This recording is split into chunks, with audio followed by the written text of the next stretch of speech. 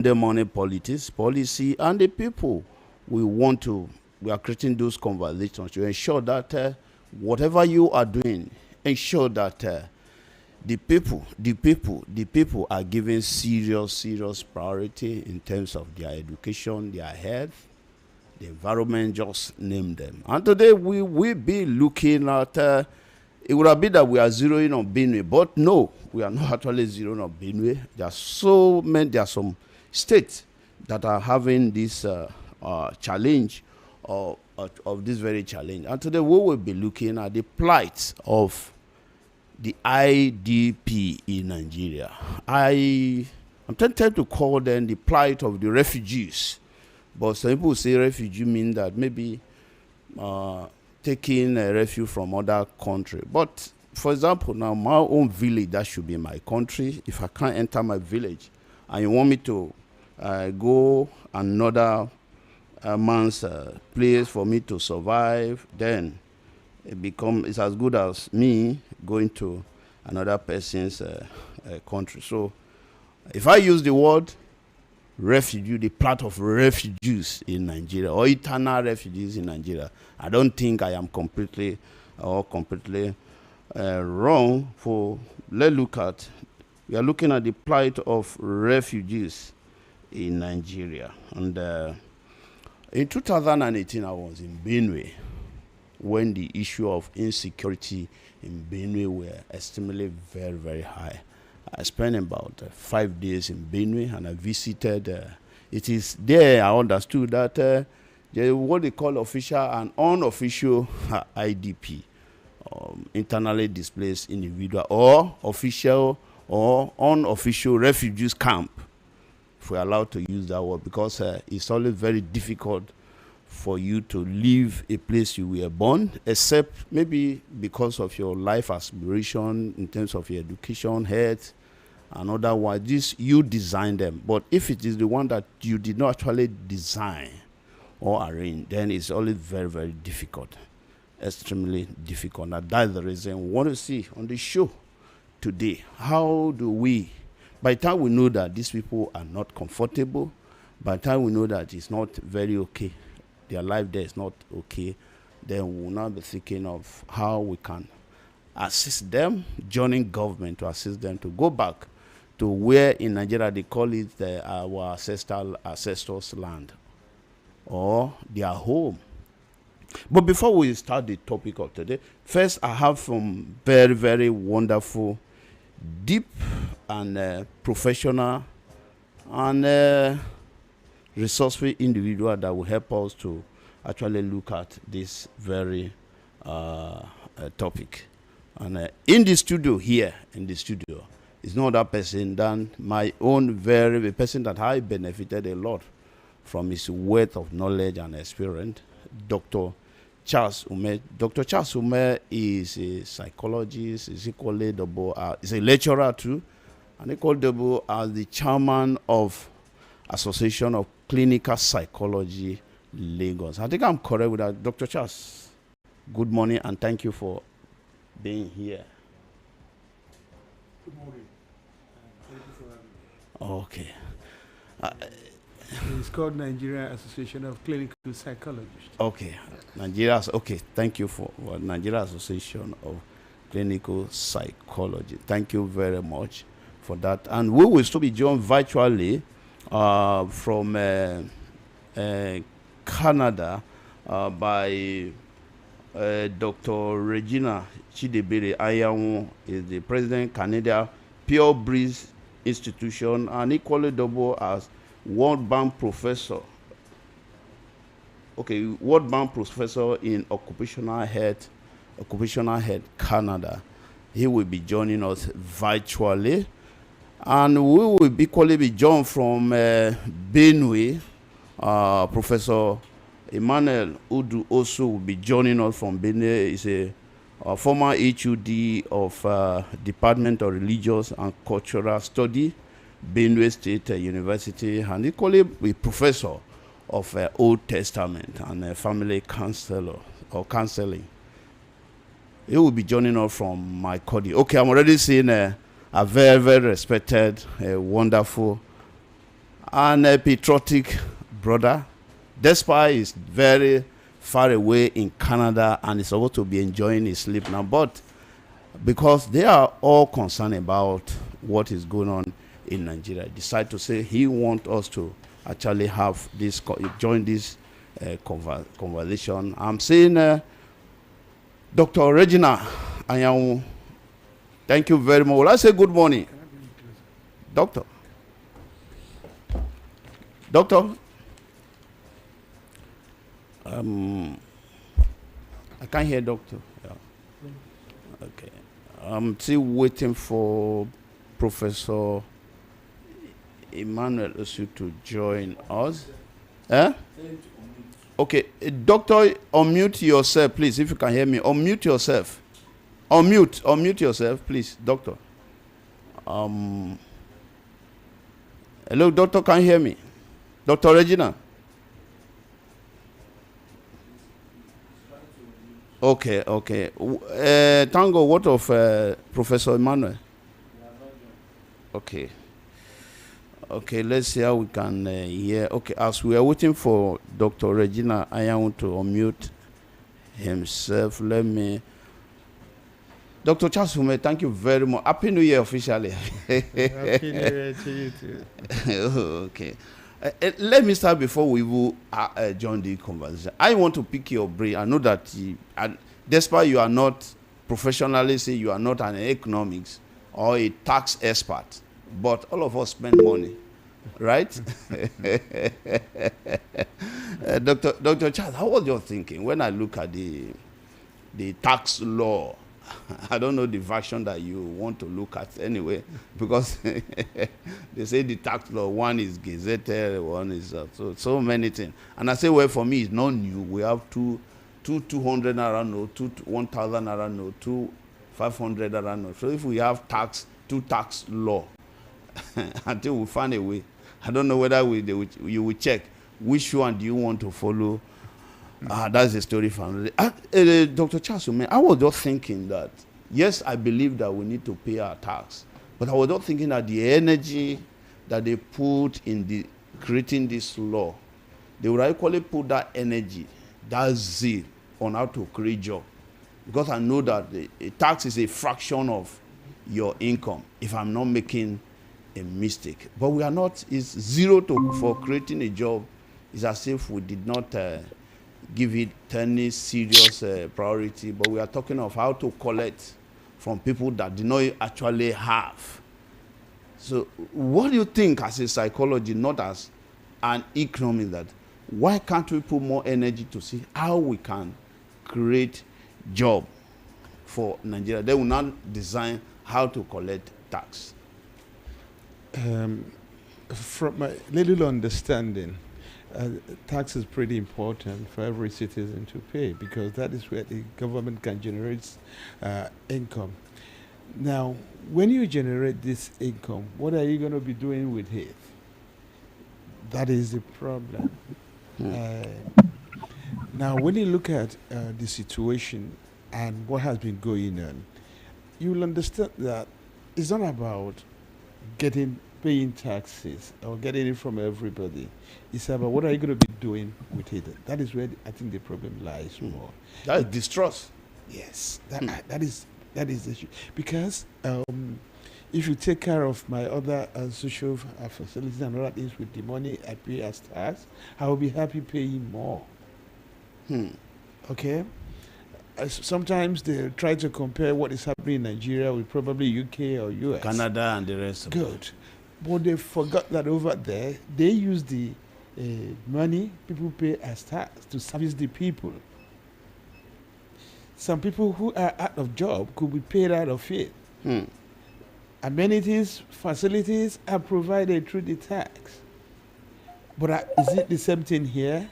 I think that is what we're having a problem now. So, and before you can do this kind of thing, you must have the trust of your people. And people must believe that, oh yes, if you hike my tax, you're going to use it judiciously. And they will be happy to do that. That is common sense, okay?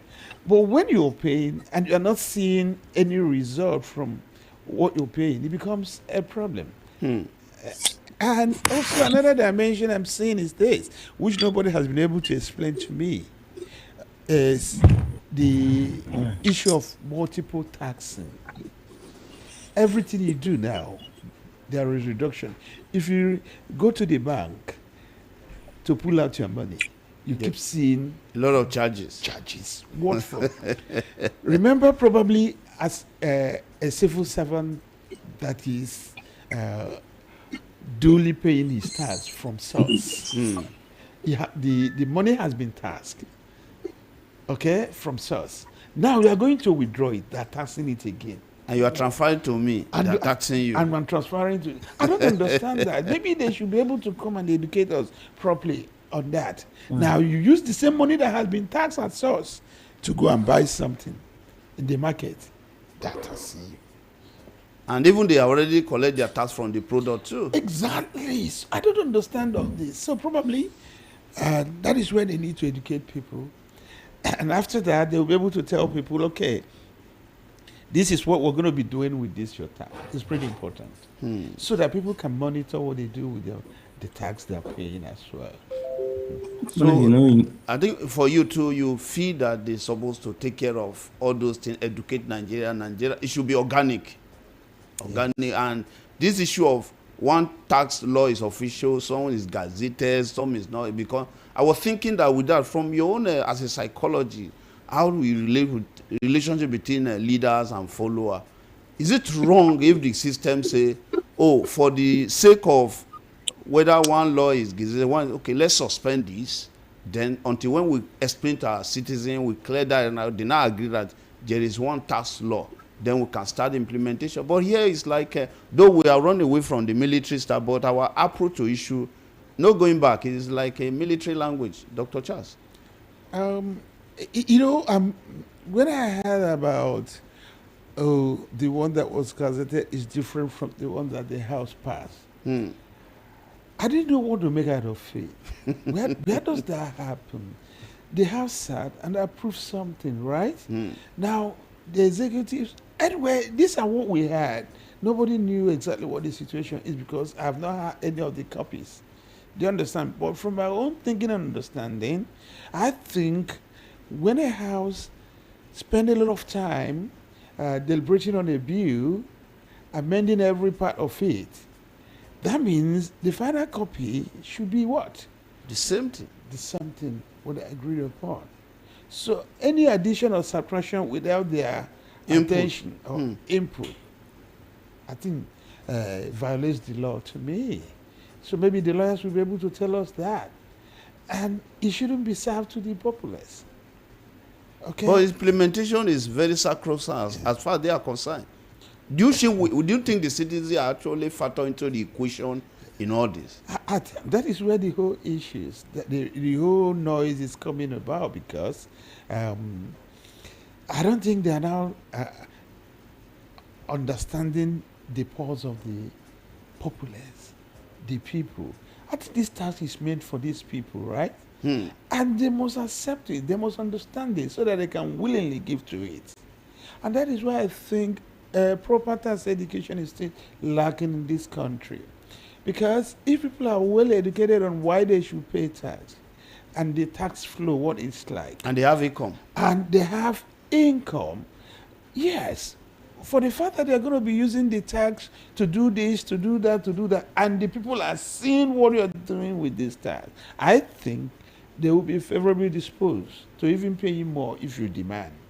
Okay, let me go to Dr. Regina Ayawu, all the way from Canada. And I know that they pay a lot of tax in Canada. And I equally know that we are aware of the, will I call it controversy or what is going on in our own tax law.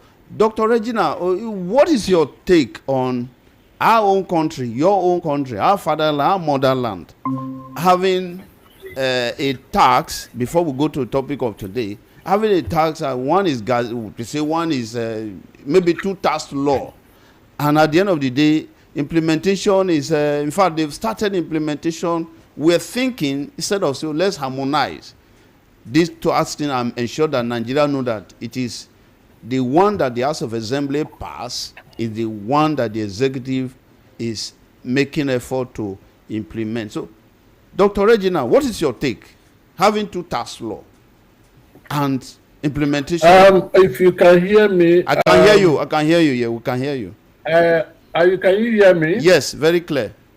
I barely can hear you. I've not been hearing you. I just connected to your device now, and I'm not able to hear you clearly. Okay. I'm not able to know what you're talking about now, but I just. Okay. Can you hear me? Can you hear me now? Your voice is so low. I don't know why I can't hear you clearly. Okay. Can you hear me clearly? Yes, very clear. Very, very clear. Very clear. Okay. Can you hear me now? Yes, but I cannot hear those in the studio too. I can't. They are. Okay, it's very but loud. I'm hearing the person speaking. Yes, but I'm hearing you, Regina. Okay. I'm hearing you very well, but I'm not hearing Joseph. The studio, yeah. I can hear you clearly, very audible. Okay. But the studio, I can hear the studio. Okay, let the engineer sort that one out now. Let engineer sort that out, then I will quickly come back. We can hear you very, very clear. Okay. Dr. Charles, as we bring them, what do you think we should do that the relationship should be like mutual, whereby the citizen feel the pulse, the government, those that are leading up, feel the pulse of those that. Joe, you have to do something about your I'm doing device. it. Yeah, they are working on that now. They are working on that. Thank God. Okay, it work. I will still come to you now. Dr. Charles. Yes. The government, you cannot go there and become a president for now, or governor or senator to say, okay, all of us submit our trust to them and say, okay, be there and represent us, help us to pass some law, implement some law. But the way sometimes we do in Nigeria, see, the citizens are not in the equation at all. Because tomorrow, if I hear the word no going back, if you say that you are just there to represent me, and you want to implement a law, you want to pass a law, I am complaining.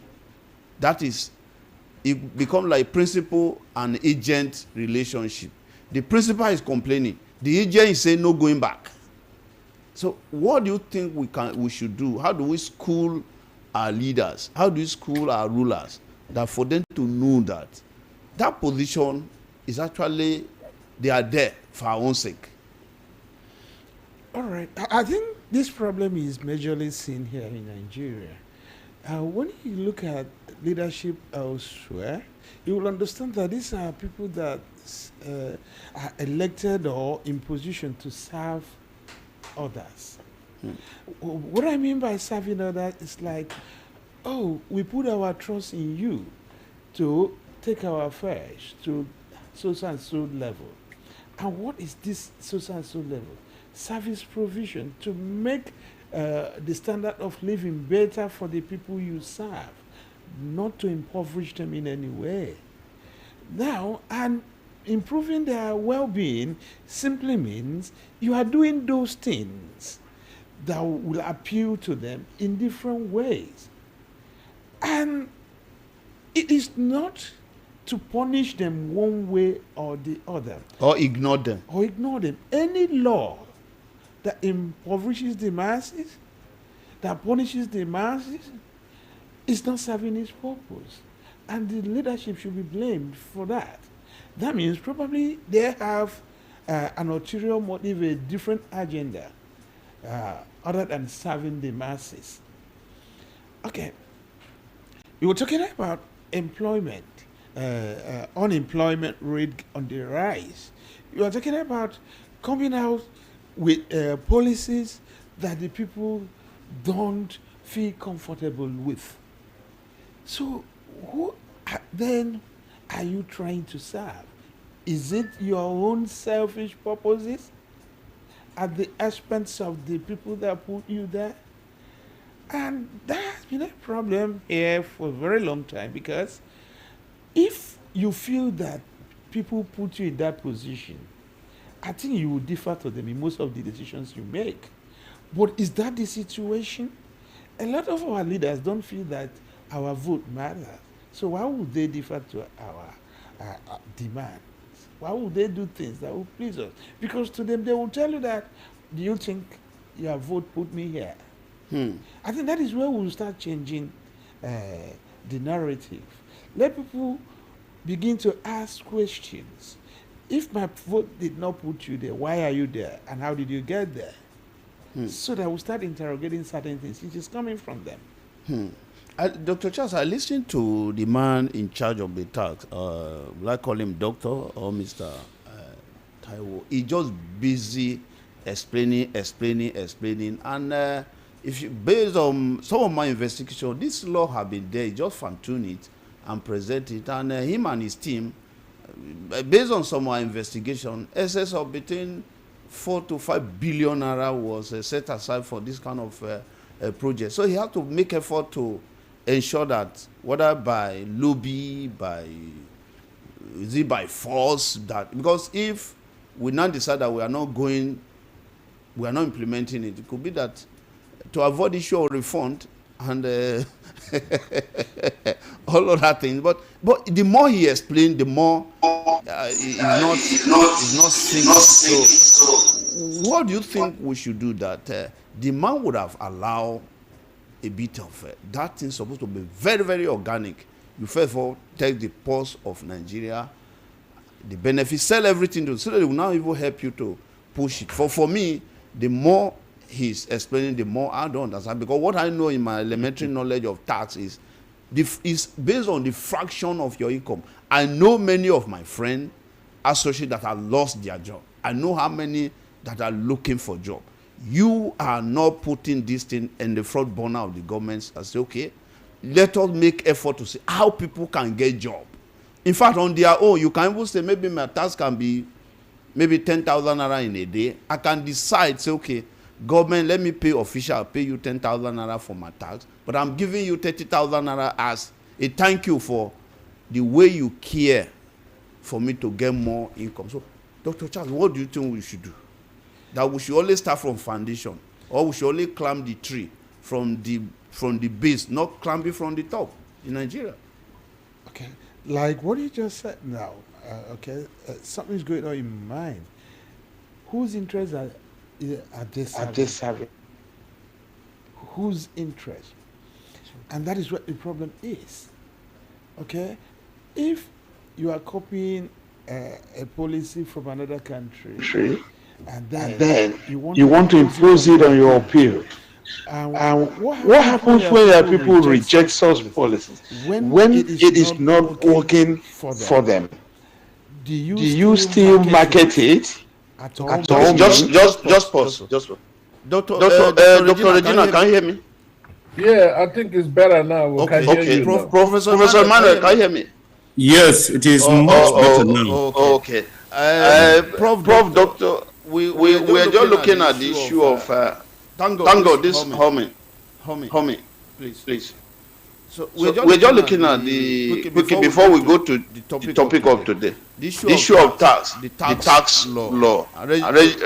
Dr. Regina, I say in Canada, you pay a lot of tax, and I was just thinking, I am not an economist, I'm not a financial expert. I was thinking, Dr. Regina, that yes, tax constitutionally, legally is a fraction of your income. Again, I can't hear you. I think he has muted his microphone. Sorry. I think he's. Is it clear now? Yes. Yeah. Okay.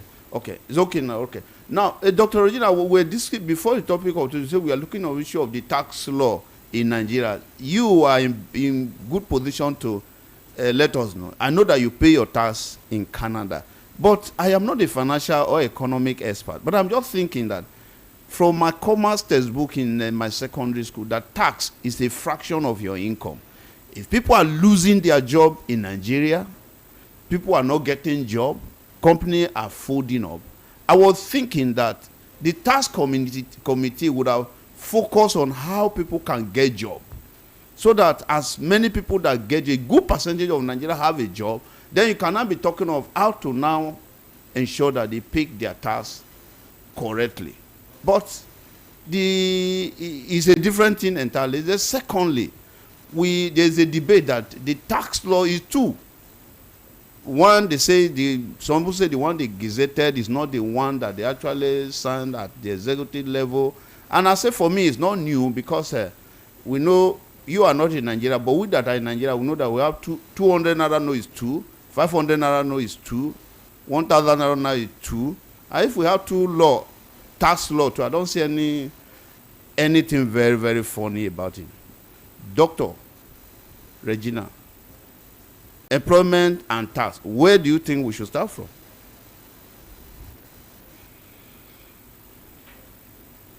Doctor?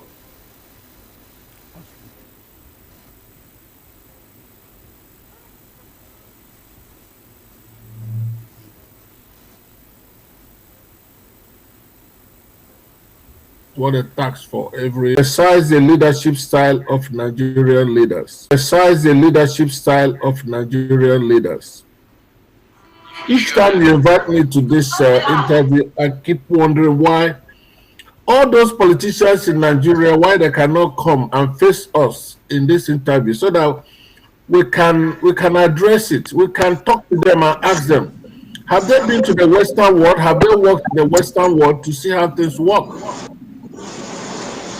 For so many years, I have worked in Canada.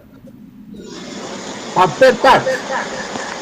And since I started living in Canada, I've never seen the light go off. The light has never gone off. I've never experienced light out in this country before. As many years I've lived in this country. That is the reward for your tax. So now, Nigeria want to impose a tax. It should be from profit. Nigeria want to impose a tax. What services are they providing to the country? That is a question that I need one of the politicians who are imposing this tax, those legislators, if they were here, I will ask them, how are they impacting on Nigerians to be able, okay, compare Nigeria and Indonesia. Indonesia has about closer population with that of Nigeria. Indonesia about 280 something million, and that. So look at these countries and look at the number of industries they have. Where is Nigerian concept of taxation coming from? And you can see what is happening from what we are reading, what we are seeing. What they passed at the National Assembly is different from what they gazetted and what they want to implement. That is a very disgraceful leadership. A leadership that does not have any respect for itself. So, Nigerian leaders who are imposing this tax, we want to hear you talk. Let's know how you want to handle the tax. You tax Nigerians who are impoverished. You want to tax them from where you're going to be imposing tax from them.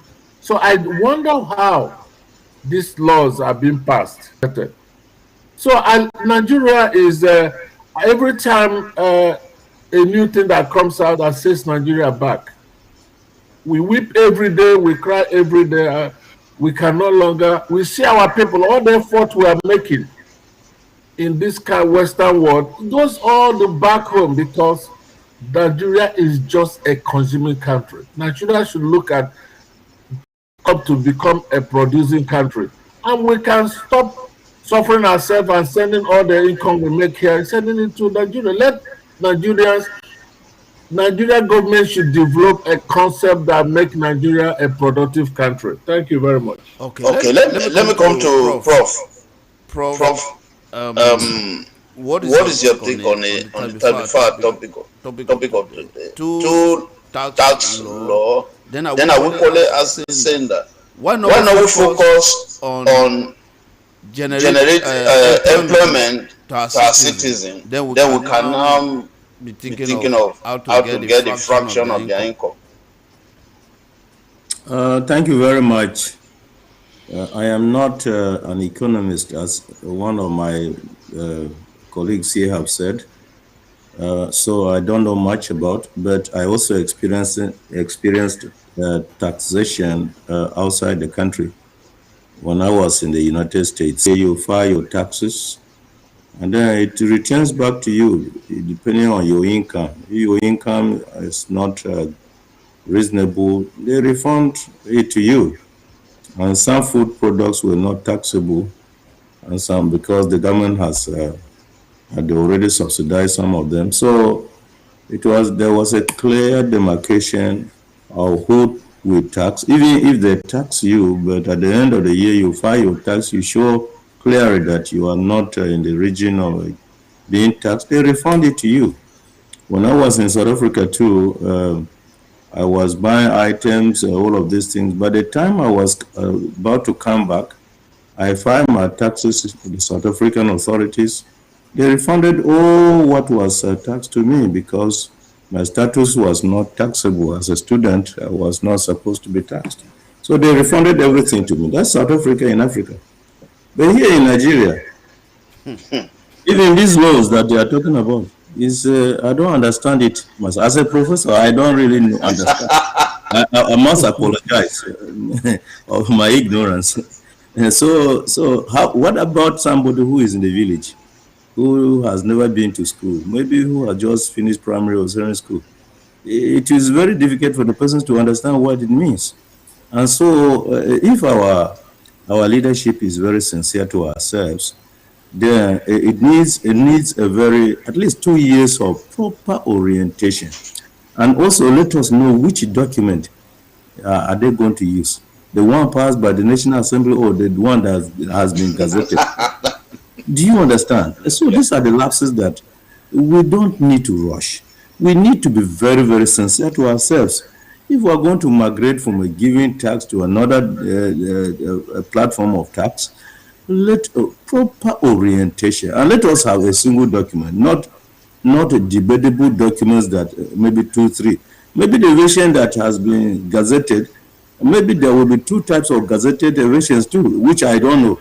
And then the one passed by the National Assembly, that one too will be another. So look, we are in a mess, and the leadership need to understand this, and the leadership needs to halt this implementation and come down to to reason together, and let us agree on a single document. But let us give at least 1 to 2 years of orientation before we start implementation, and take cognizance of the poverty level in our country. Nigeria is the center of poverty in the whole world. It's a center of poverty. It's an embarrassment. It's a disgrace. And we must sort out this type of things before we begin to talk about serious taxes. Otherwise, we're just making sure we end up, destroying this. Even the least in society will just be crying here and there, and there will be nobody to save them. So that's my thinking. Okay. I'm not comfortable with this. Okay. Professor Emmanuel, let me now stay with you for the topic of proper topic. The plight of the IDP. And I was in Benue, and from Benue I learned official and unofficial IDP. But can you allow me to say the plight of the refugees, maybe it could be internal refugees? Yes, we can call them refugees. Why?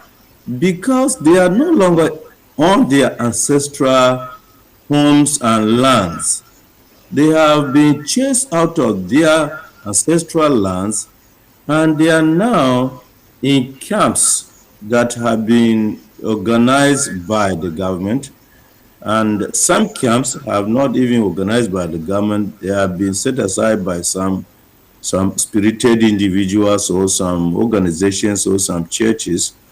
And then some of these people are staying with their families, but they are in crowded homes of their relations. And when you go there, you see the pathetic situation.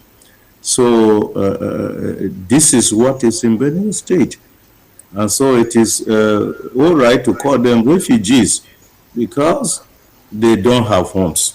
What they are staying is like camps, and they are makeshift camps and so on and so forth. So it's very pathetic.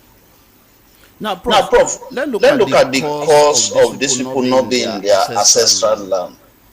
Some individual, for reasons well known to them, they chase this guy out of their place. Some of their family have been killed, but they're not in the IDP.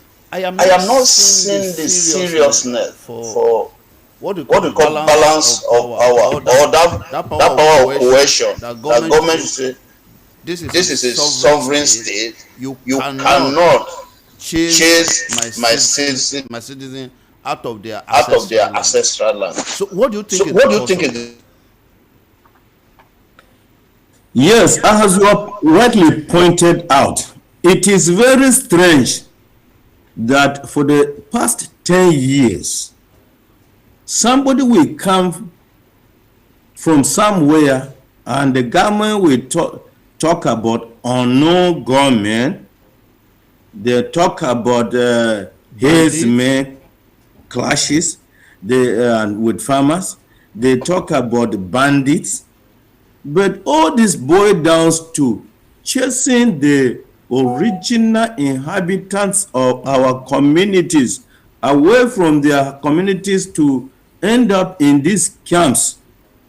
And this is unreasonable. And then when you are talking about sovereignty, what kind of sovereignty Nigeria has, that some people will migrate from some other regions, come and chase out the original inhabitants and settle there. And then the security are parading here and there, and we're talking about sovereignty. What kind of sovereignty is this? Sovereignty that allows criminals to take charge of the original lands of our people, and then the original owners of this land end up in camps for decades. This is unfortunate, and I would say that Nigeria doesn't have sovereignty. The only thing that we have is criminals have Nigeria as their sovereignty. That's the way I will put it. It is criminals, it is terrorists that have a sovereign power over Nigeria. We are pretending, but look, this pretense will not help us. We just have to call it the way it is. Nigeria is helpless. Dear friends, about 7 days ago, criminals in the name of herdsmen came and attacked communities in Guma and Logo local government areas. They killed people there. This is what is happening. About more than 5-6 people were killed. Villages have been displaced. Farmlands have been wiped out. They burned rice. They burned all these crops in these local governments. I have my relations, some of them who are farming in those communities, and I saw them yesterday. I interviewed 2 of them. They were saying they have run away from there, and their rice have been burned down by these so-called Fulani herdsmen. And we're still talking about which kind of sovereignty? We are not neighbors to Fulanis, for goodness sake. In Benue State, they don't have a single piece of land that belongs to them. They just migrate and come there. These people that have just caused this recent havoc, they were not there. They just came with their cattle, and it started very naive. They came with their cattle, they entered into one farmland, and the person confronted them, and they macheted the person. And so that was when the Hayward was let loose, and they started killing people indiscriminately and setting ablaze their houses. This is in Guma and Logo local government areas of Benue State. So come on, what is our offense? What is the offense of your farmers? Let me come to. If you have your farm, you are in there in your house with your family, you are taking care of your farm and getting your income from there. What is your offense? Then somebody comes from Sokoto, from Bauchi, from Niger, from other parts of the nations, and then come and destroy your farmlands, everything, and then the government still talking about sovereignty. Which sovereignty do we have? Sovereignty for criminals. Yes, that one I will agree. Dr. Ayawu, do you think if maybe Canada government or leaders can allow IDP or internal refugees for going to professional excess of 10 years, someone, a place that I was born, some element came, chased me out of that very place, destroyed my land, burned my house, and they occupied that very place. And this is a sovereign state, and it's as if maybe they just have to continue to be in the IDP. Can this happen in Canada, Dr. Yang? Your voice is becoming very faint. I don't know. Again. Yeah. Sir? Dr. Yang? His voice is diminishing again. Oh, sorry. Is it okay now, Dr. Yang and Prof? No, I can't hear you. Okay. What of is it okay? I can hear Professor Emma, I can hear him. Okay. What? Can you hear me? Okay, Joe, are you the one talking now? Yes, I'm the one talking. Yeah, go ahead now. Okay, I'm asking you, according to Prof, excess of 10 years, some people are in the IDP camp. They can't access their mother or fatherland. They can't access their farm. Can it happen in Canada? And this is sovereign state. Well, it is unthinkable for it to happen in the Western world. You see, I want to make one point clear that after God, the next is government. And any government that decides to wipe all this and correct this will definitely correct it. We have not got the right government. We have not got the correct leaders in Nigeria. That's why all these things are happening. Because after God, in the next authority is the government, and they have all the parallels of arms and governance to wipe any indiscriminate individual or individuals that constitute nuisance to the society. Nevertheless, Nigeria leadership is that they need help because they need help at this moment because Nigeria can't claim sovereignty as it stands now because if Nigeria doesn't allow external force to come in, one day you're going to see Nigeria completely grounded by hoodlums. Nigeria rascality is getting too much, and the government of the day is sleeping over it. Well, in the Western world, question, you can't see and you can't experience internally displaced people in the Western world. It's not. Internally displaced people are people who are just displaced from their country, from their location, which is still the same country. They are refugees in their country. They are not refugees because they've not left their country. But you see, this has happened 1 year, 2 years, 3 years, and 4 years, and all that. And the government keeps changing and coming into powers and campaigning and all that. The whole problem. And then what about the hoodlums who are perpetrating this evil? The Boko Haram, the Hitman, and all that. Well, in their own side, you find that they have also found out the weakness of the government. And because of the economy, but it's not getting better, so instead of any of them thinking to positive thinking, now devise into violence and survival strategies for their families, and that's why, because the high level of poverty in the country, of course, they said the idle man is a devil workshop. So the poverty in this country is growing and it's manifesting by itself by crime. And the earlier the country begin to think about how to resolve the poverty level of Nigeria, the better. Because when a young man gets out, he cannot get anything to do to lay hand to survive, then that's a device to crime. So the leaders, Nigerian leaders, are to be blamed in every aspect of breakdown in law and order in that country. So I just can't imagine why a country leader, the president is there, the three arm of the government, executive, legislative, and judiciary are there, and people citizens will be relocated, moved out of their displaced from their locality and moved to a camp where they are going to learn more crime. They have young children, they have young girls, they have young uh, kids who are going to also going to be I don't know, what the state from what I see is a lawless camp too. So it's terrible. Nigeria has to sit up. Nigeria has to sit up. The government of the day is not doing anything about it. Very much. Let me come to the studio, Dr. Charles. The plight of the IDP.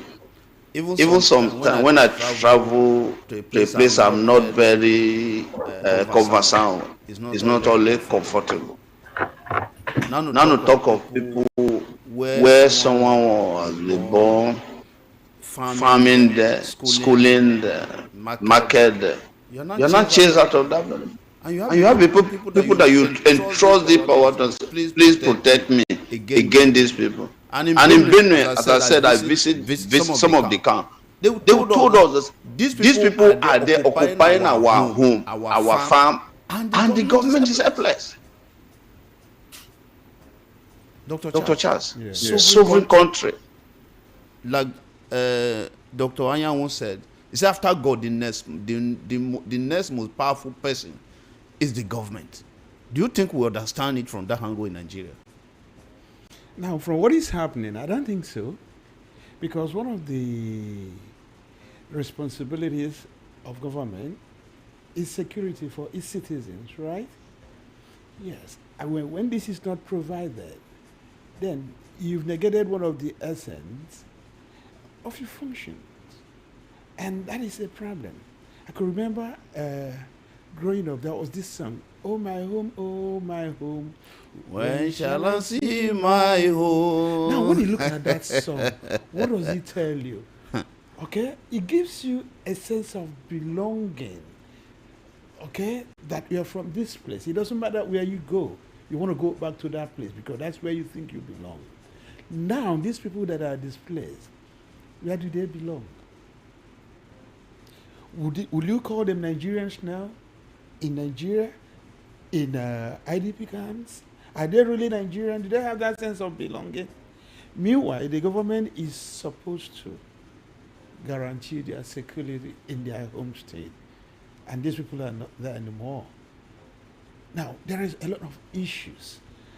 If you want me to go through a psychological sequelae that might come from being displaced from that home. Now, use yourself as an example. You live in an urban city, and your landlord said he's going to throw you out, and eventually throws you out for 1 or 2 days. How do you feel? Now, just for 2 days, but look at these people. Taken out of their homeland for up to 10 years.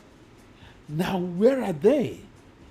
In camps that are not maintained, that are overcrowded. Now, how did they even get to the camp? Are we looking at that? I don't know. If you want me to start looking at it, you see, first something drove them out of their homeland, right? And they were exposed to trauma, what we might call pre-displacement trauma, because they've witnessed a lot of killing. So let's call it. Sorry for cutting in. Benue ID keeper, I met 2 family. One, only the father. He said, in my presence, they kill my wife and they kill my daughter. Good. Another one, he said, in our presence, they kill our father, they kill our mother. That is brutal killing. Yeah. Now, you see what I'm saying? Those are the pre-displacement trauma they went through. You watching someone killing your relation in a distant manner. Now, do you know what that trauma is? Now, that is before you are displaced. Finally, you are displaced. You start moving to a new location entirely that you don't know anything about. Now, the trauma of going to this new place and finding a place you can lay your head. Then the last one, finally you see yourself in an IDP with strangers overcrowded, no food, no security. Children are exposed to sexual violence. The big hall. They just put everybody in the hall. You put is match that and not another trauma? In fact, these people are subjected to multiple trauma in their country. Now, let me sound a note of warning. There are children who are experiencing all these things, and tomorrow they want to be somebody in the country. What kind of society are we going to breed in the next 10, 20 years if this thing continues? What kind of human beings are we going to be getting in the next 10, 20 years based on all these experiences they've been through? That is what people are not looking at now, but it's going to hit us. Okay, I will still come to you, but let me come to Dr. Regina Anyanwu. Doctor, can you hear me? Thank God. Doctor. Okay. Can you hear me, Doctor? Yeah, I can hear you. Okay. Now, still in the Andikan, let me pick your brain on this. Last election, the INEC gave information, addressed the press, and said those that are in the IDP camp, they will make provision for a polling unit in those IDP camps so that they can cast their vote. Initially, I just said, maybe I did not hear the INEC people very well. It means they agree that camp become a place they can exercise their franchise. What do you make of this? Because I can't figure it out. That I have been displaced. You did not take me back to my former place. Then you now saying that my place where I am only standing with no leg, I am going to make decision to bring some people into power and remain in that IDP camp. Do you think this guy they listened to themselves before they said this? You know, anything can happen in Nigeria. That is where leaders are thinking from their leg, not from their head. That is what exactly that is happening in Nigeria. The leaders are not thinking from their head. They are thinking from their legs. If you are thinking from their head, like we are thinking from this side of the world, why would you go and tell somebody who is already psychologically traumatized to come and cast a vote for you, who is not able to deliver them from their trauma? It's sickness. The leaders are sick. That's why they can't think right. They are sick, more sick than those people who are traumatized. The government of Nigeria is sick. Why would you go to an ID camp where people are tormented and traumatized, and you tell them to cast a vote for you, who is not able to deliver them from their trauma? It's unthinkable. And that's why we continue to think that Nigerian leaders are thinking from their legs, not from their heads. And it's very sad that the same leader will come and declare himself that he has won. You have won, you won, and you have, even after winning, you have not been able to deliver those IDP victims back to their respective home. This is a weak government and a thinkless government. So I don't know. Nigeria is better watching because the whole world is focusing on the weaknesses of their leaders. Okay. Let me come to Professor Emmanuel. Can you hear me? Yes. Recently, before President Donald Trump gave somewhere in Sokoto a smart gift, we were here. The American Congress were debating Nigeria issue live for excess of 3 hours. They were discussing issue concerning Nigeria. But when you look inward, you look at ourselves, we did not look at it that even those that are supposed to be debating this, they were busy doing other things. Prof, what do you think we can do? How do we school our people for them to know when you say the function of government? You equally agree that the most powerful entity apart from God is the government. And America is proving it to the extent that now they are not even talking of only America territory. Now they are talking of going to take over Greenland. But here, some elements who are not government, or to some extent like their own, they equally claiming to have a sovereignty over us as a sovereignty. They chase some of our people out of our land. They are in IDP. We now agree that, official IDP and unofficial IDP. Prof, what can we do for us to understand what governance or government is in Nigeria? Hello, Prof. Are you hearing me now? Yes, I can hear you. Yes, I can hear you now. Yeah. Okay. Well, it is difficult to know what to do, what you think we can do. Why? Because it is this same crop of people that are in government. I can say 90-something% of them are in government, and they are holding positions of authority. And it is difficult to even dislodge them. They have the money, they have the weapons, they have everything it takes to still maintain their position. Even when we do not vote them, they will find themselves in government because of the nature of our country. And so it is difficult. If it is in a climate where voting counts, then we can simply, each one of them that is parading as our leader, we vote the person out. Follow up your place. Something making us. Okay, go on. Yes. So if it is in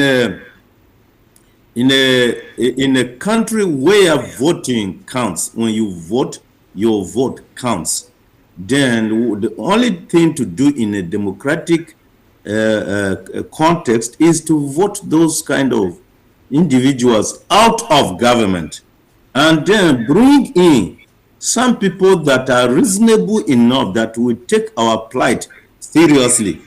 How can you tell me to come and vote in an IDP camp and vote for you so that I can still remain in IDP camp? Sorry for laughing. Yes, look, why is it that Fulanese have the authority and the audacity to carry AK-47, AK-49, and all these sophisticated machine guns parading here and there? They are not in the armed forces. They are nothing to do with the armed forces, but they are carrying this everywhere.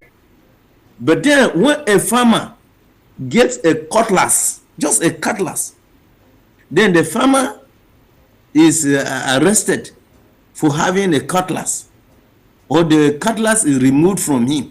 But you cannot take away the gun or the rifle or the AK-47 carried by a Fulani so-called head man.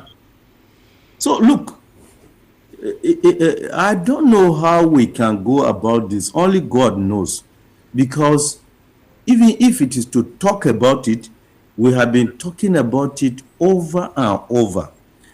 That we know our problem, but we want to live in denial. When America wanted to come, they started denying that there is no genocide in Nigeria. Even so much so that even Christians, leaders of the Christian communities, they were coming and said there's no genocide. Well, look, I don't know that their Christianity. I don't know the type of God they worship. I don't know whether they are in another planet, not in the one that some of us live in, to come and publicly deny genocide against Christians in Nigeria. Benue State is predominantly 90-something% Christians. All those people that are being killed in Benue State, they are Christians. None of them is a Muslim. Come on. So what does that tell you? Our churches in Benue State are no longer safe. You cannot go to some of the churches. They have been closed down. Some of them have been burned down to ashes. And never go and worship God in some of these churches in Benue State. No single mosque has been destroyed.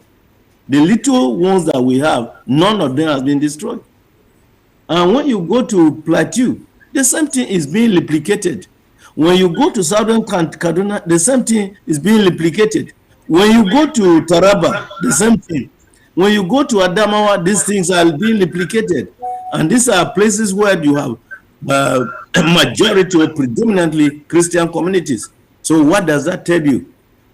So we, for us to find a way to solve this, maybe we will just keep on voting these people out of power if they allow us to vote genuinely. But I don't think we will get a genuine democratic voting system in Nigeria as of now. Okay. Because I know that they have a tendency to get what they want, no matter what you do. So, but it is very painful. It's very painful. Benue State has more than 5,000 IDPs. Benue State alone. I'm just being careful. I would have said more, but at least not less than 5,000 IDPs. This is our state.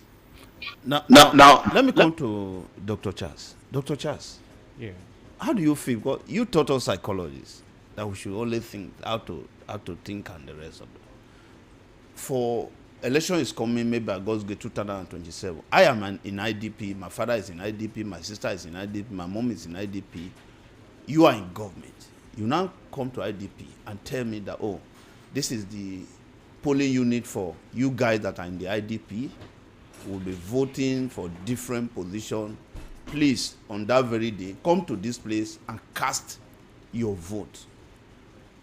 Dr. Charles, what do you think will be if you are inside that IDP camp and these people know that where you are is not comfortable, it's not your home, it's not close to your farm, that is strange to you completely, but they're asking you, please, we need to continue to maintain those positions.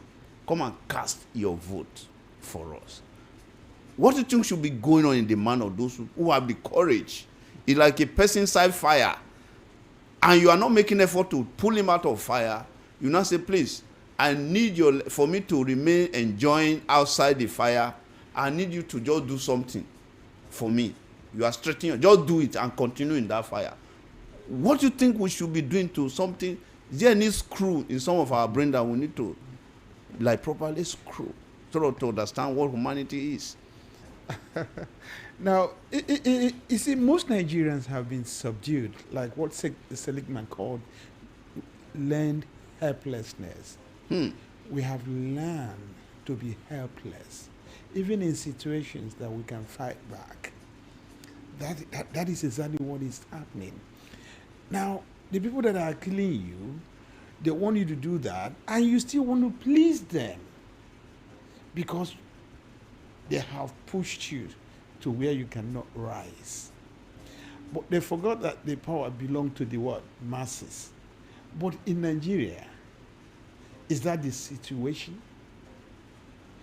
The power belongs to a very few who will impoverish you, who will subdue you to do their bidding. They are not interested in your development as a human being. They are interested in using you to legitimize their illegalities. That is exactly what they do here. Because the person that was like, oh, let's reach out to the IDPs so that they'll have enough ground to rig the election. How many people will go and monitor what happens in IDP during election? So you could see that doing it to achieve their own personal or selfish purposes, not for the interest of the people. Because as a right-thinking person, like during electioneering campaigns in states, you see where the big guns go to communities to talk to people on what they can do for them, right? Do we do that here in Nigeria? Because they know that they don't need you to even come out and vote. so that they can go and what? Write the number they want to say they have won. And that's why whatever they do, you are not in their picture. Because you didn't vote them, so you can't vote them out. So until we start knowing that this power belongs to the people, so that when you are there, you know that if you don't do well, people will vote you out legitimately. Then that's when our vote will start counting. Now, for someone in IDP who is struggling, who doesn't know where the next meal is going to come from, can you see the forget about last aspiration, Maslow's law of exactly. needs. It's not there. It's not. They're not motivated. So now, and they come down, go a bag of rice in front of you. Oh, because you've not seen rice in the past month. So you need to survive first. So people there are just fighting for what? Survival. And they now use that one to get them to do their bidding. That is the point. Okay? But as a people, how long are we going to live like this? Even in all spheres of life in Nigeria, things don't seem to work the way they should. Who are we going to hold responsible for all this? Okay? These are the problems, the way things go on. There's one that I still can't understand up to today. For instance, when, as a Nigerian, you write something like SAT and you score very high, they give you scholarship abroad. You are not an American. But because you did so well, they see the ability in you. Okay? They want to encourage you. They want to encourage you. In Nigeria, we talk about quota system in performance. You write JAMB, you score 300, you score 200. Simply because you are not from a particular place, someone that scores 10 will be given admission. Now, when you graduate, you have first class. Simply because someone that made pass is given a ministerial position ahead of you. Now, when you have a state like that, how do you think development can come? I think these are things that are wrong that we start fighting. If we have to think as a nation, we have to think in a progressive way. How do we make this nation stand? And that is where we start encouraging what? Excellence, not mediocrity. In fact, from what you just said, I have a student still in Unilag, Actuarial Science, first class. We are submitting his CV from one place to the other just because of his is it political status or economic status. He is from, assuming from person a no name, maybe we would have been talking of resuming CBN, NMPC, first class Actuarial Science, just because of his father is from humble background. Is in fact submitting his CV from one place. Very brilliant lady. I think that is the problem in this country.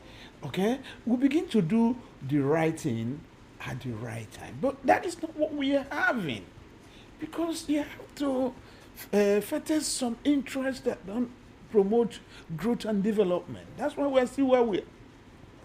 Because look at it, when Nigerians leave this country, you see them doing pretty well. Because their abilities are recognized for what it is, not for where they are from. If, for example, you have 10 children from the same parents who will salvage this country based on their ability, why don't we encourage them? There's no statehood, there's no citizenship belief in us. We don't talk as Nigerians, we talk as Hausa man, Yoruba man, Igbo man, Edo man. So Edo man, how will you develop Nigeria under that man? Now, Dr. Ume, because we'll still bring Prof and Dr. Anyang from Canada and bring it back. Let's look at it. I'm equally looking at it. I don't think the security did not have the capacity to contain these guys. But it's as if maybe we just decide to be different. Because the issue that recently, there was a protest in my state, Edo State, in Ekpoma against insecurity. In the night, security agency enter campus, arrested some of these young people, though they released them now according to them. I was not thinking again that security agency would have called the school authority, the school management, and say, okay, we are, based on our investigation, we have A, B, C to interact with. Let's pick them up for questioning. They were in denial. I was listening to one of the short videos say, Chagas, put Chagas inside, throw in Chagas. They will come out. This is security agency that's supposed to protect life and property. In Kwara State, some people were equally protesting in respect of insecurity. That one is not only the security agency, they were indifferent, that they were standing while Hula were flogging women who were protesting against insecurity. We are discussing the issue of IDP camp. You will see in Abuja, you see in Lagos, you see security agency will lead to a place where some people are living. They say, okay, they don't have authority to live in those very places. Demolish, chase them out of those very places, and for them to be like, that one maybe I would regard as official IDP or refugee, and these are your citizens. I was not thinking, even though they are there illegally, just be a way of maybe these are my citizens. Okay, they are here illegally, not that they are in Nigeria illegally, but they are in that location illegally. Occasion that maybe because Benue is not easy, Edo, where they stay in Edo is not easy, Kwara is not easy, they decide, okay, let's just go to a particular place. Instead of us, what do you think we should do that?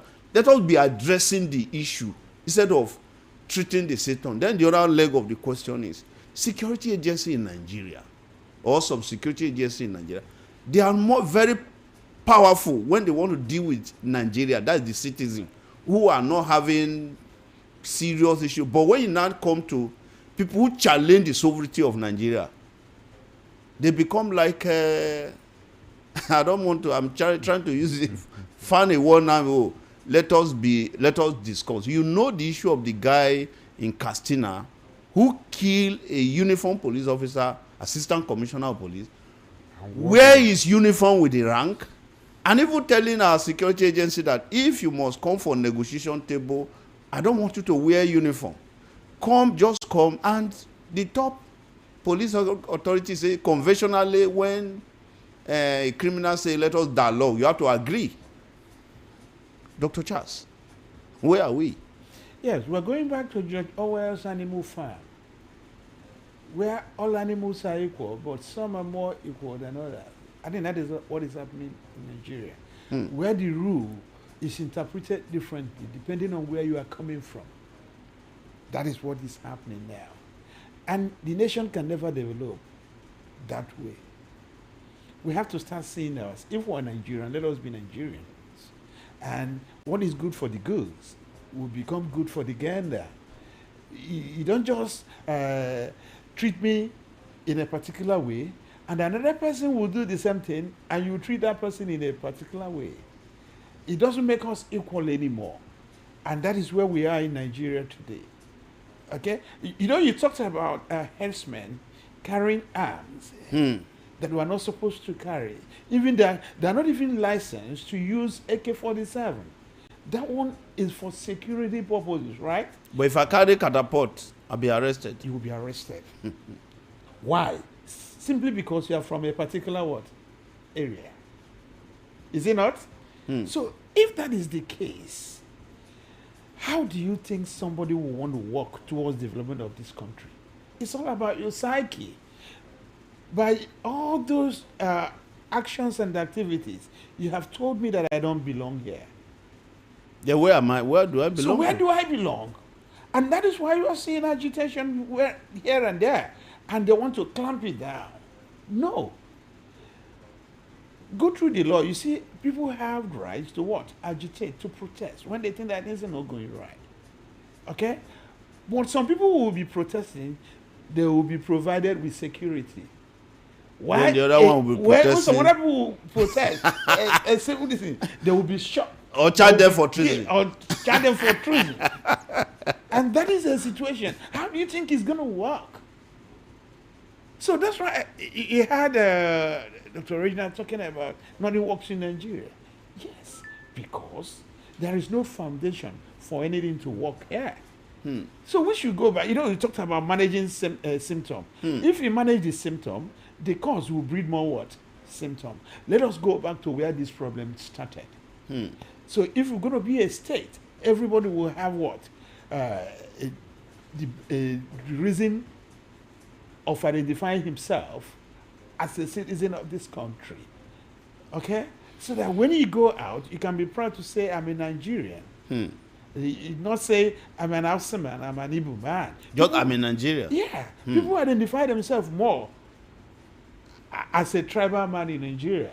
And that is where their interest is more or less protected. Okay, let me see if Dr. Regina and Professor Emmanuel can hear us. Prof, Doctor, can you hear us? Hello? Prof.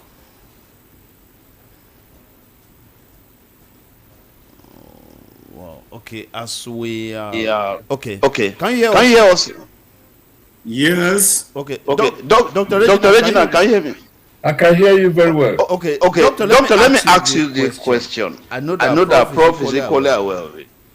Yeah, well, we are looking at how to actually ensure that we put away issue of IDP is a thing of the past. There was something that happened here in Nigeria, and some of these elements, we call them bandits. We want to have a conversation with them, discuss with them on how to end the insecurity in that region.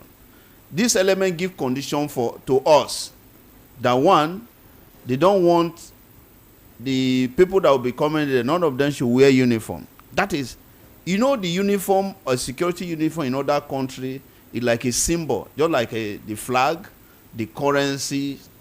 Then a non-state actor giving out order that we should not, none of those people who are going to participate in that conversation should wear uniform. Not only that, one of them wear the uniform of an assistant commissioner of police who he was responsible for the death, the murder of that uniform person. Dr. Regina. If it is Canada, what do you think will happen? Non-state actor telling Canadian security agency, but according to security people, they said that conventionally it is allowed that if criminals say, let us sit down and discuss, you don't need to fight. You need to sit down with them and discuss with them. But the question is, will that person wearing my own, like if I'm the commissioner of police or IGP, someone is wearing an assistant commissioner of police, my person, one of my person, who he murder, wear the uniform with the rank, with the name, and to some extent, maybe that should be in the law, they'll say impersonation. But I want to discuss with a person who murder a police officer, who equally impersonate that police officer, he wear the uniform to that venue and wear it back for us to discuss peace. Dr. Regina, if it is Canada, how do you handle that? I don't think you would be mentioning a developed world in this kind of a thing, because this is too barbaric and unthinkable that such thing can ever happen or imagined. You see, what is simply indicating is that the terrorists are becoming more powerful than the government. That is what is going on. The terrorists are now more powerful than the government. That is why the government can accept negotiation or whatever agreement they want to have, because they are now becoming more powerful than the government. And when such thing happens, what do? The government have to reinforce by getting external powerful force to counter this terrorist. Nigeria have failed to control that. Nigeria has failed to fight it. Nigeria has controlled to wipe out the terrorists in the country. So the only way is to bring an external force, just like United States came and did something. They're going to come again, and everybody's praying that they come again, because that's the only way Nigeria can get it right. The government of the day, of the government of Nigeria, do not have any capacity. Nigerian government do not have any capacity. They have lost tact. They have lost their thinking. They do not have capacity to rule. And of course, in a country where the leader do not have capacity, he cannot deliver anything. He can't deliver any policy. You can have all the policies in this world, but when the leader cannot implement or whatever, every policy is rubbish and cannot be implemented. So in this case, it's indicating the weakness of the government. When you have a commander-in-chief, and then you have another commander of a terrorist, so that's what's happening. The terrorist is overpowering commander-in-chief of the armed forces in Nigeria. And from all indication, it's very funny that sometimes you see these terrorists, they carry their gun and go to the market and go to parties and still carry their gun and go. People will clap for them because they have become more powerful than the government. That's what it means. Before I go to Prof, I respect and to some extent admire our president. Because recently, though the children have getting their freedom back to their family now, when children were kidnapped somewhere in Nigeria, NSA told us that we should not worry, those children are fine. And the question I was asking, and thank God Dr. Charles Ume is here. Someone, God forbid, someone kidnapped my child. I don't know the location, but the NSA know the location. And he now told me, say that your child has been kidnapped 2 days ago, 3 weeks ago, 1 week ago. Don't worry, they are fine where they are. They will still come back. I was just trying to, Dr. Regina, listen to that. I don't know what they will be telling the president. If you can tell me my child that is in the hand of some element that are not, even the worst enemy will not allow their children to be, then you are telling me that those children are fine there. As an NSA, what do you think they will be telling the president?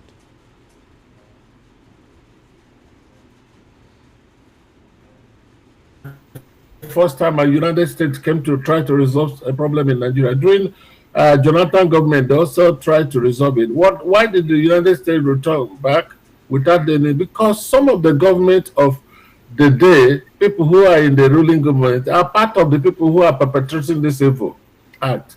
And it continued. And that is why, you see, when the president was, the party APC elected the president, he picked his running mate from that side, and to be able to address this issue, but it's worse. And it's known to everyone that the cabinet, the leadership of the government is part of this terrorist. So that is why the president is incapacitated. So it's a business. It's a commercial venture in Nigeria that's running down the economy. Everybody knows that. There's no definitely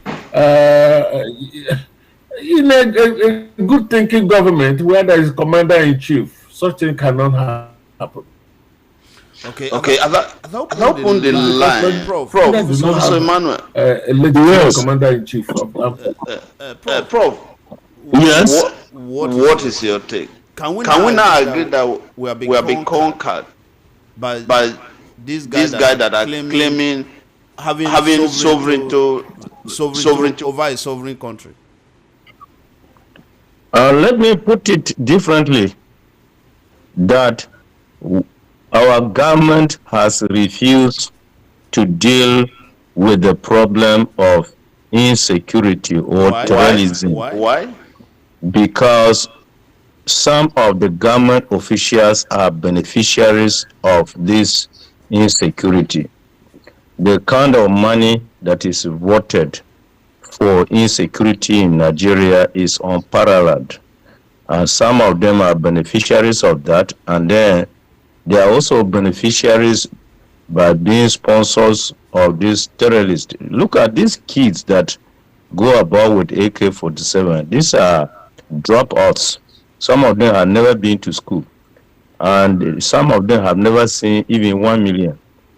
But so when they collect these millions and millions of money, those who sponsors are the beneficiaries.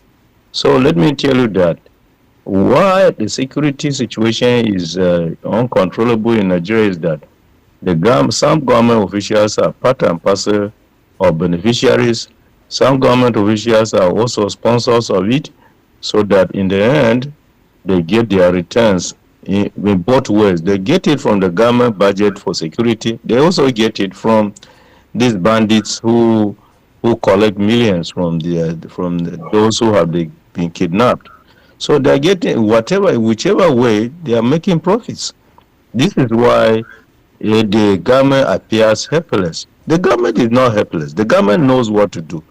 If the government is helpless, then why are they not attacking these top politicians? Why are they not? Even the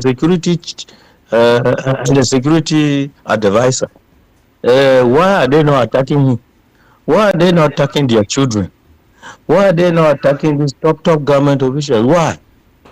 It's because somewhere along the lines, they are part and parcel of the issue.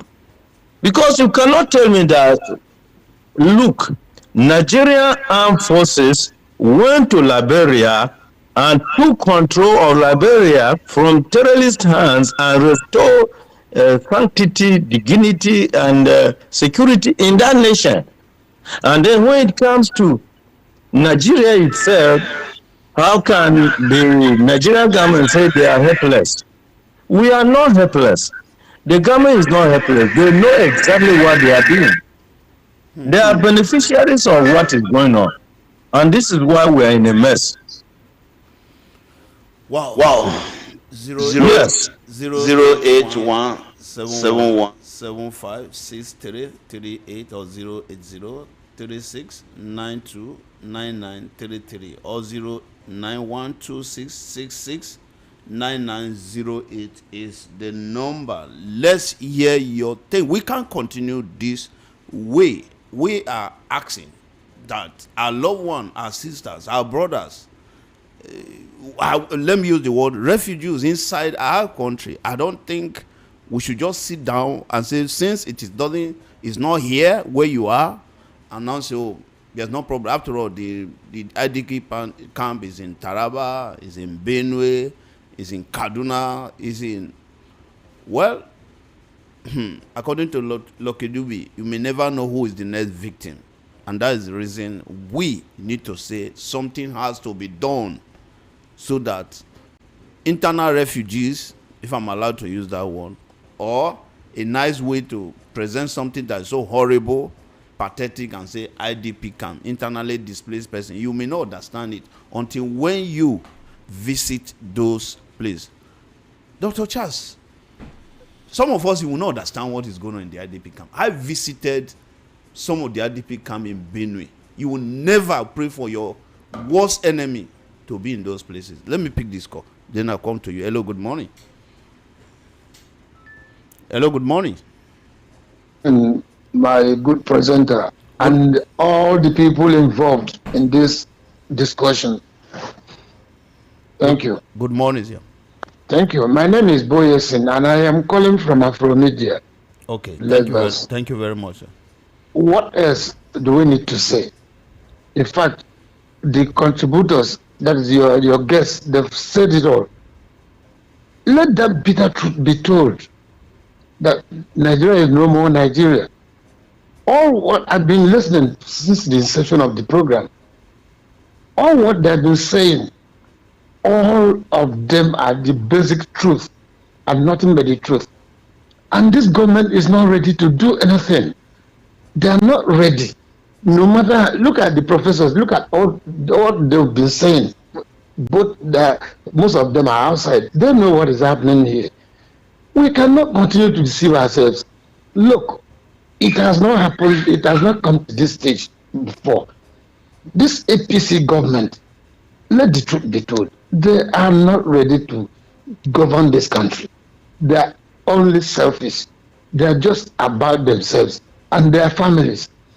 Otherwise, how can you say you are fighting terrorists and the terrorists are stronger, they are waxing stronger than the so-called government? So who can believe this? Who can believe this, honestly speaking? And we are just talking, and as we are talking, they are busy doing what they know best. I mean, thank you, sir. No, thank you very much. Thank you and have much. a nice day. All right. Is Dr. Charles, you listen, because a lot of Nigerians understand. No matter the way you print, whatever explanation, they know what is going on, whether here or outside. Hello, good morning. Good morning, sir. Good morning. Yeah. It's a pleasure listening to the X-ray by your analysts.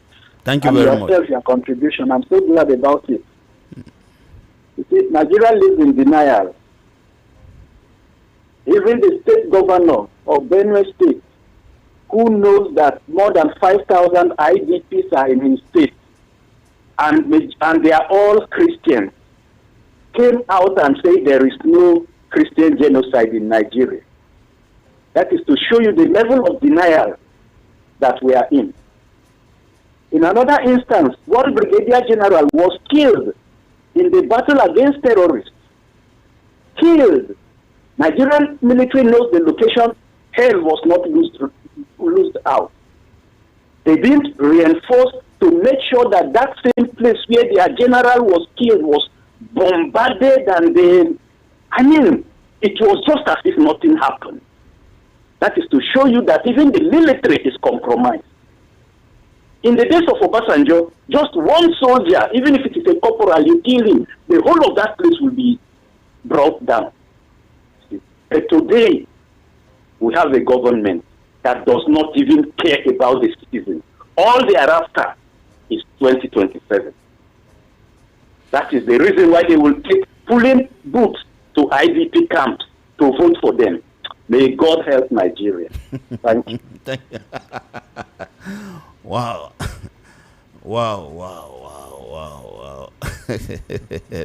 It's just funny. Hello, good morning. Hello. Good morning. Good morning, sir. I hope people can hear me loud and clear on the road, actually. We can hear you. Yes.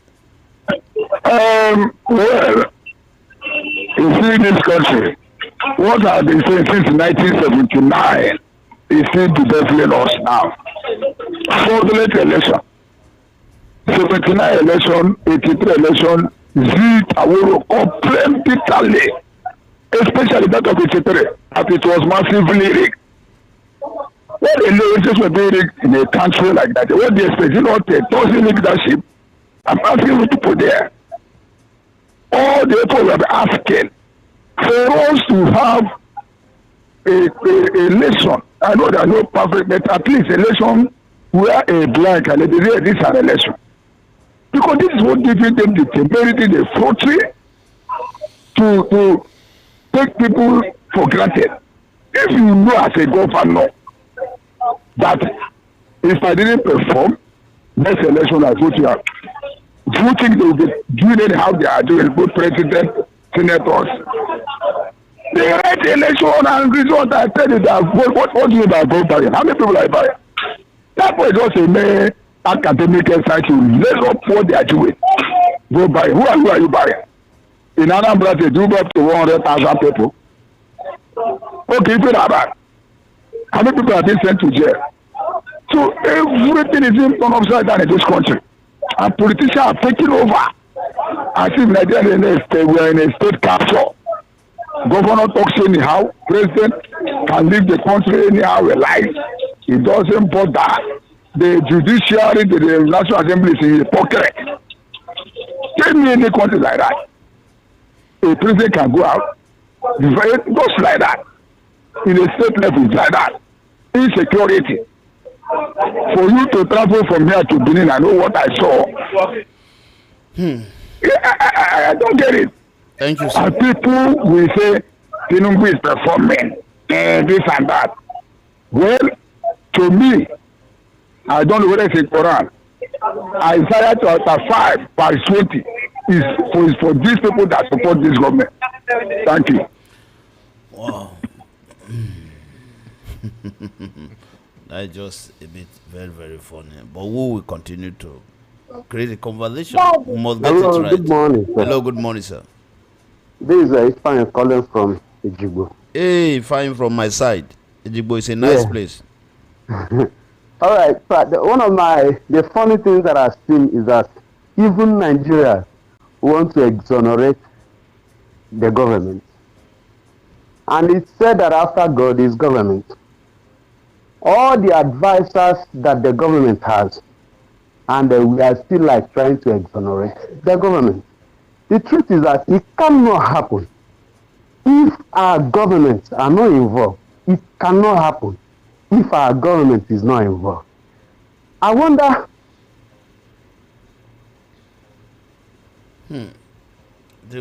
Hello? Okay, we lost that call. Hello, good morning. Good morning. Good morning. The volume of your set, please. Yeah. The volume of your set. Hello, good morning. Yeah. Okay, taken care of. All right. Yeah, Patrick is calling from Okota. Hey, Patrick. Okota is a nice place too. Everywhere is a nice place in Nigeria. Except the people that we have around us is APC. Let's put it the way it is. Insecurity in Nigeria today, as it started and continue to degenerate to where we are today. Hello? We lost that call again. Hello, good morning. Hello, good morning. Good morning, sir. This is Joseph calling from Okafo, but hey, Joseph, talking to Joseph. By namesake. Yeah. Well, you see, this issue did not start today. That is why I love Darlington. History is made as a curriculum in the university, in the primary and secondary school. It's for us to know the background of who we are and what has made us to be the people we say we are. In the case of Nigeria, we know our problem, like one of your analysis say that we are living in denial. I continue to say it, the educated people of Nigeria has failed us collectively, including you and I, who are speaking now, because we have allowed evil to fester all these years.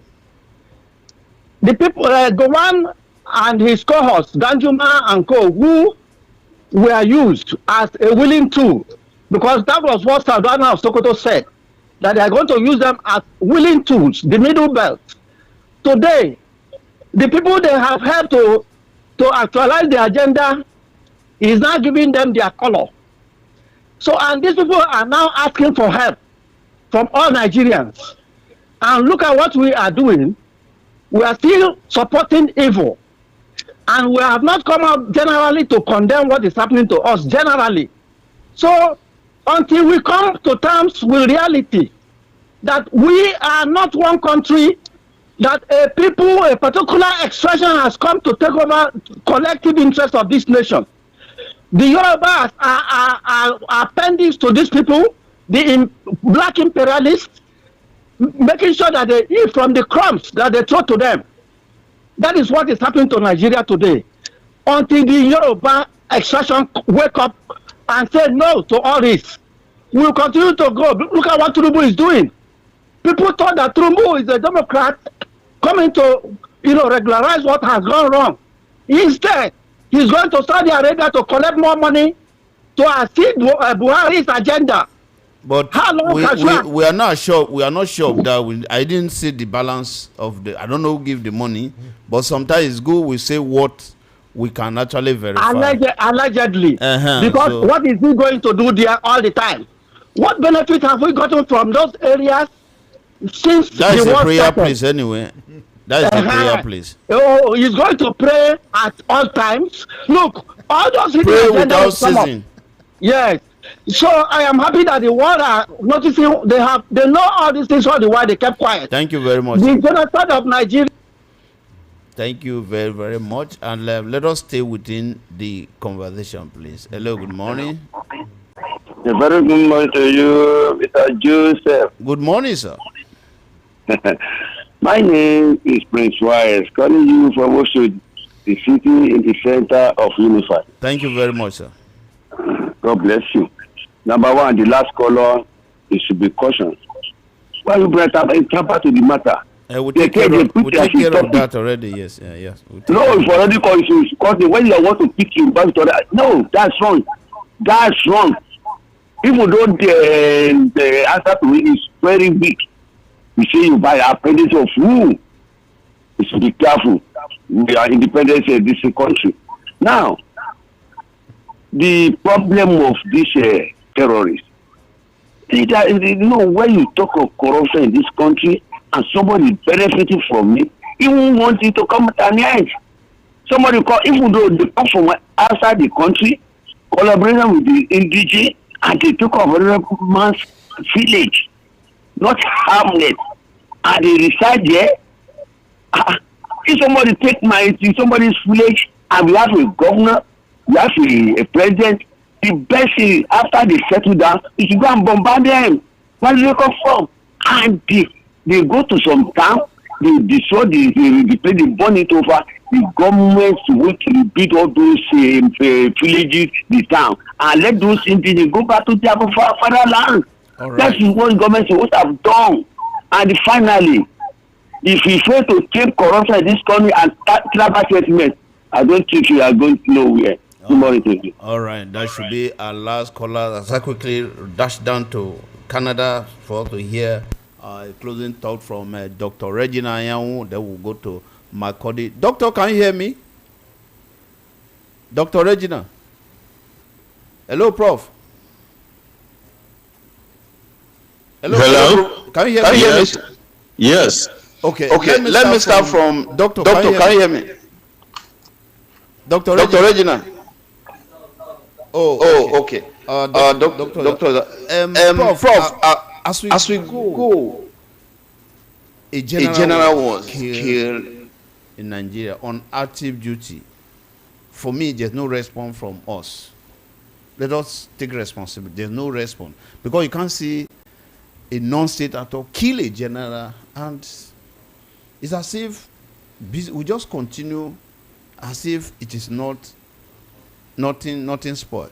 What do you think we should do, Prof, that if anybody terminate the light of any Nigerian, not to talk of a uniform individual, the person paid dearly for it? When you say what are we to do, I don't know, because as a country, because we are in a country by name, but let me say that we are in a zoo. In a zoo, animals do whatever they want to do. Yeah, let us be very sincere. If let me tell you, let me talk on that issue. The person, that general, communicated to his own colleagues in the office and said, "This is where I am. I need backup. I need rescue." Nothing happened until criminal located him and killed him like an ordinary human being. Does that tell you of a nation? Will that ever happen to any civilized nation? Will that ever happen? So when we are talking about countries, Nigeria is not a country, it's a zoo.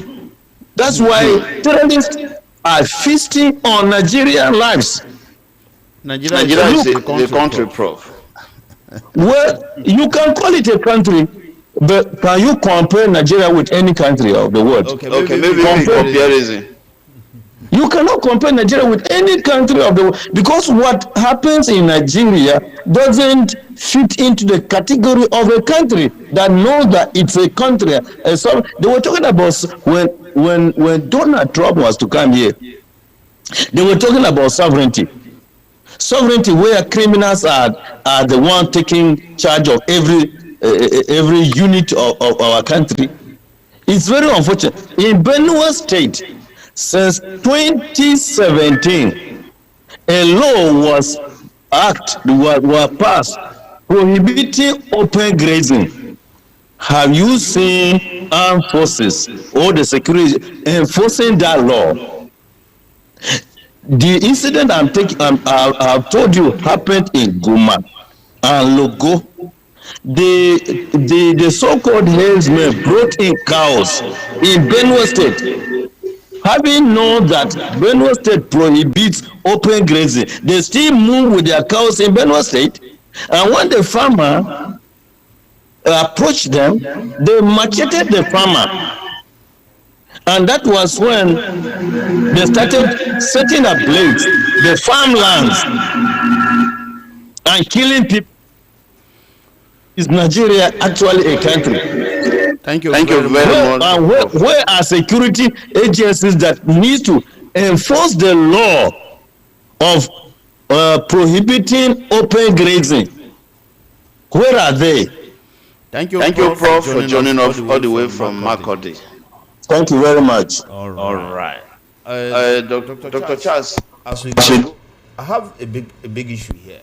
Yeah. If you listen to all the caller, it is difficult for your citizens to like looking for hope somewhere else, as it's becoming a helpless situation. What do you think the government should be doing now? Because your people, but the challenge I do have is some of us that are in the media, sometimes you say something, instead of people picking those information, processing them to become intelligent, sometimes you get some call that maybe you are overhyping the insecurity, you are saying a lot of things. But I was just thinking that security agency in other country, they hear something, they try to process it and see what they can do so that you will not have anything to say anymore. So, Dr. Charles, what do you think we should do? 2027 is here. Let's join the position to say 2027 is as if they discounted 2026. And what do you think we should be doing? You know, Nigerians are polarized in so many things. And that is what affects the decision we make as a people.